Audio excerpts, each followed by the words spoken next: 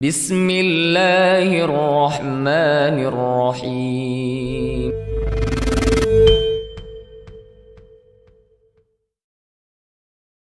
Bismillah.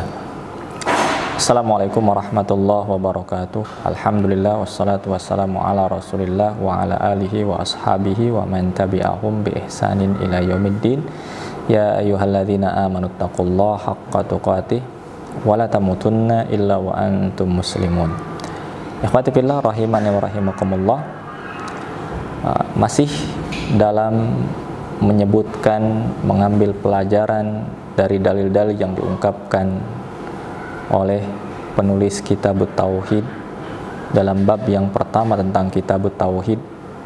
Kita sampai pada dalil firman Allah Subhanahu wa taala dalam surat Al-An'am ayat 151 sampai 153, di mana Allah Subhanahu wa taala berfirman, "Qul ta'alau atlu ma harrama rabbukum 'alaikum alla tusyriku bihi syai'a wa bil walidaini ihsana wa la taqtulu auladakum min imlaqin nahnu narzuqukum wa iyyahum wa la taqrabul fawahisha ma dhahara minha wa ma batan wa la taqtulun nafsal lati harramallahu illa bil haqq dzalikum wasaqum bihi la'allakum taqilun."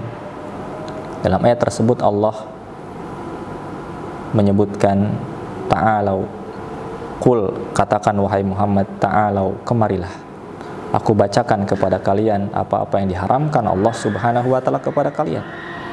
Yang pertama, alla tusyriku bihi syai'a. Jangan engkau berbuat syirik dengan sesuatu pun.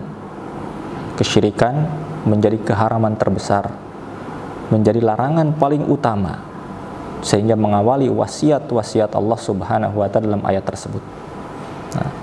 Jangan berbuat kesyirikan dengan sesuatu pun, memalingkan ibadah dengan siapapun juga, baik kepada malaikat yang dekat ataupun kepada Rasul yang diutus, apalagi kepada orang-orang atau makhluk yang ada di bawahnya.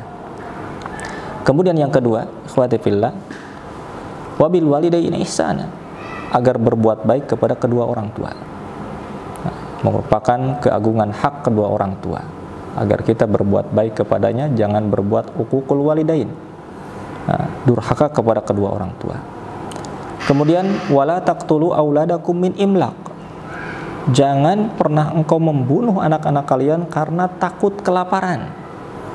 Ikhwati fillah, andai boleh kita membunuh anak-anak kita, tentu alasan takut kelaparan adalah sesuatu yang bisa ditolerir. Tetapi itu saja tidak boleh, apalagi dengan alasan-alasan yang lain. Kenapa demikian? Karena Allah sebutkan, nahnu narzuqukum wa iyyahum, kami yang memberikan rizki kepada kalian dan juga anak-anak kalian. Sehingga setiap anak yang lahir membawa rizkinya masing-masing, maka tidak boleh membunuh anak-anak kita.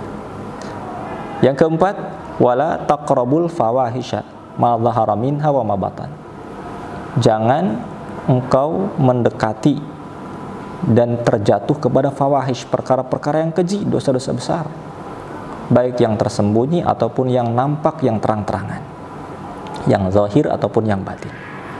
Kemudian wasiat berikutnya yang kelima, wala taqtulun nafsal lati harramallahu illa bil haqq, jangan engkau membunuh jiwa yang diharamkan Allah Subhanahu wa taala kecuali dengan cara hak, kecuali dengan cara yang benar yang Allah tetapkan.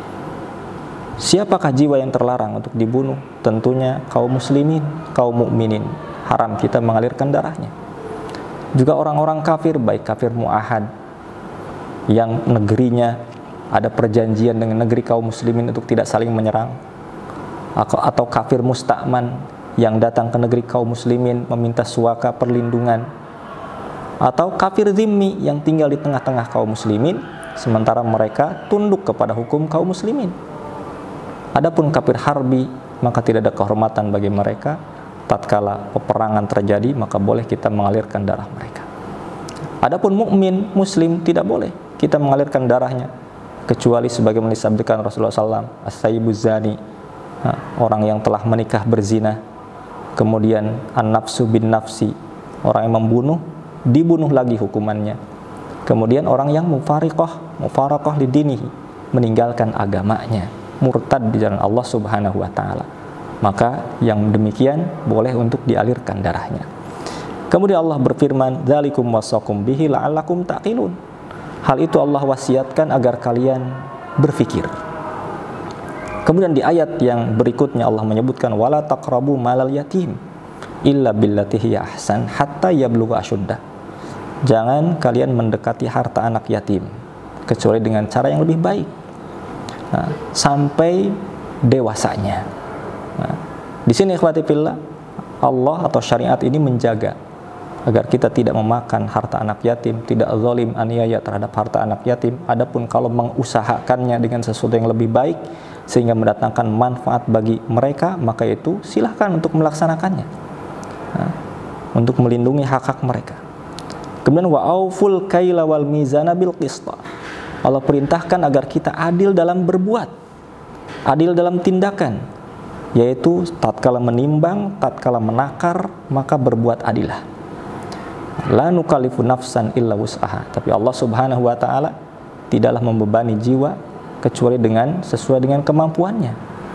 Tatkala kita berusaha menakar, menimbang dengan seadil-adilnya, kemudian ada sedikit kekurangan, sedikit kelebihan, maka itu di luar kemampuan kita.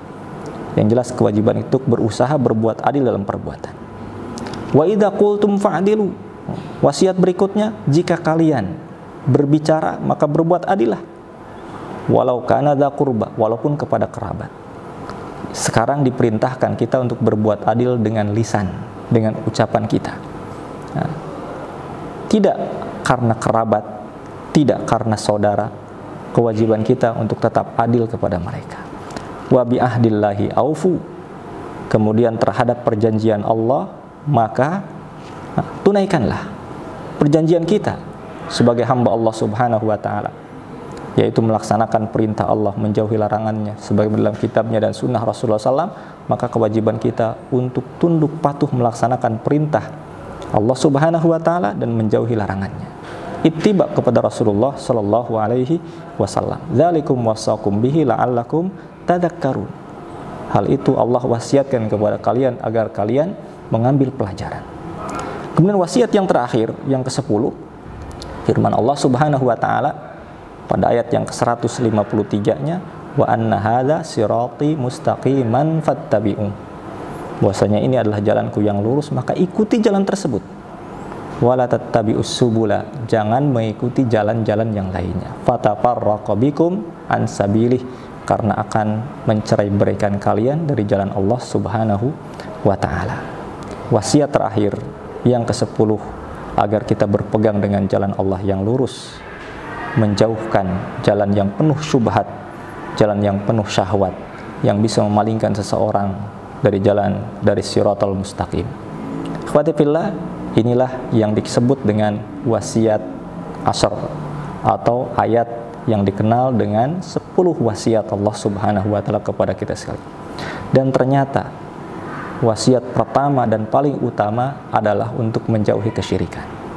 Sehingga ayat ini menjadi dalil tentang wajibnya kita bertauhid, wajibnya menjauhi kesyirikan, dan tauhid yang paling utama. Kesyirikan dosa yang paling besar yang harus kita jauhi, sehingga itu merupakan perkara penting yang harus kita perhatikan untuk keselamatan kita di dunia dan di akhirat. Wallahu a'lam.